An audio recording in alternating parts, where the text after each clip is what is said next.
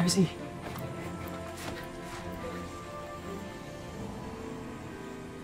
Sorry kung nagsinungaling ako sa'yo. Aaminin ko. Nung una kalaban ng tingin ko sa'yo. Dahil waki ka. At pinalaki kami naniniwala ng lahat ng waki kalaban.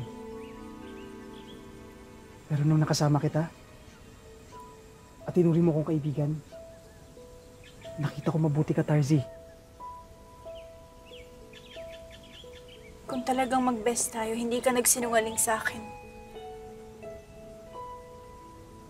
Alam ko.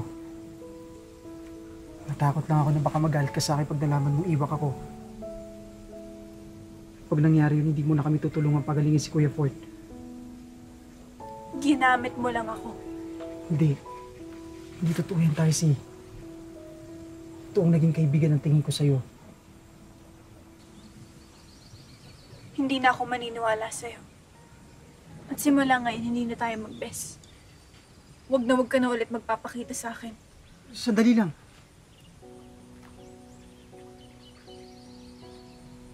Ulit ko yung anting-anting mo. At ito pa. Kakailanganin mo mga yan para protektahan ang sarili mo. Lahat sa mga iwak. Bakit mo sinisoli ito? Hindi ka man maniwala. Pero hindi kita kayang saktan, Tarzi. Dahil para sa akin,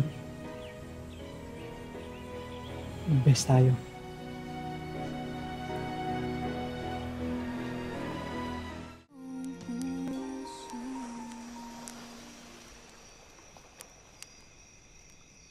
Ako si Pip. Pipoy. Pipipoy? Pipoy lang. Kaaway ko rin ng mga iwak.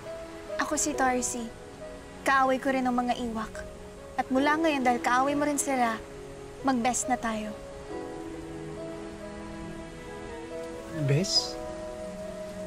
Best, ibig sabihin, magkaibigan. Bes.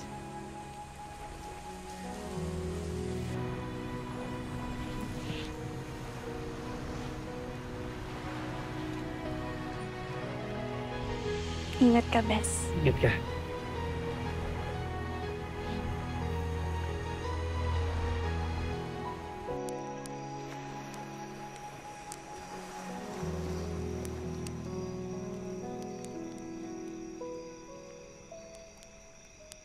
Okay lang yan, Bes. Andito pa rin ako para sa'yo. Lagi.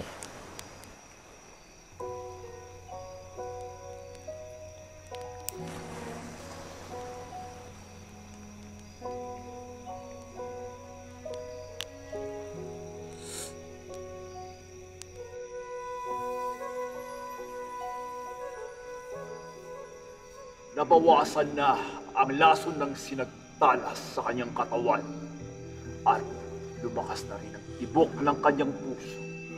Subalit, kailangan pa rin ipagpatuloy ng waki ang panggagamot sa kanya.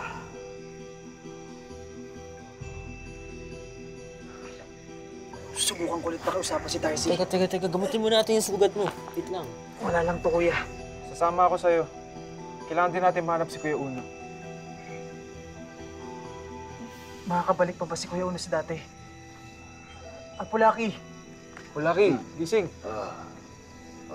makakabalik pa ba si Kuya Uno sa dati? Hindi ko masasabi. Ang mundo ay puno ng hiwaga na hindi ko lahat maipaliwanag. Ngunit isang katotohanan lamang ang hindi magbabago. Yun ay ang kasamaan ay magagapi lamang ng kabutihan. Kuya, hintay ka lang. Ililigtas ka namin. Easy lang.